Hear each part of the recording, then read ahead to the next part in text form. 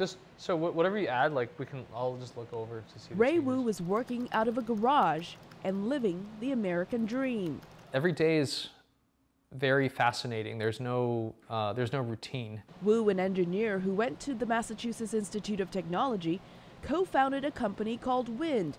The idea germinated from his trips between China and the United States. I was born in Beijing in the 1980s, and I came to the U.S. when I was pretty young. I still remember those days. There was really no issue with pollution.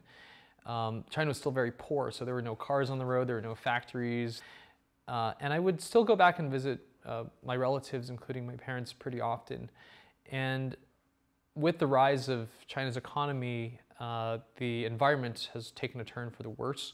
I've seen it affect my own relatives.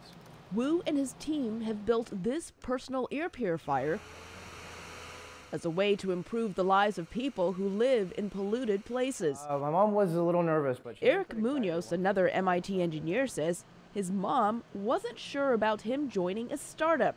As the son of Colombian immigrants, getting to Silicon Valley for Munoz hasn't been easy. So, I grew up with a single mom. My parents split up when I was young, and so it was a lot of work for her to keep everything going and kind of raise me to keep the household going. And so I'm pretty proud to have been able to make it all the way to MIT and to be at this current place, knowing where we started. It took almost 2 years and lots of testing to engineer this air purifier.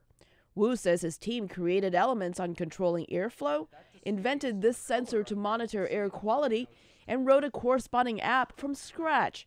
He says the invention can also function as a real-time air quality map.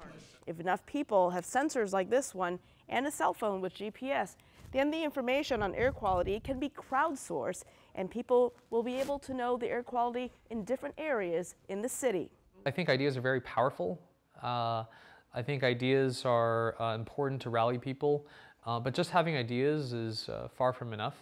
Most people have many, many ideas and they never act on it. And to actually execute an idea takes a lot of effort, a lot of time. Wu says the success of his company will depend on how well their idea is executed. This team is often working 12-hour days, 7 days a week, to make sure the work done in this garage has what it takes for success.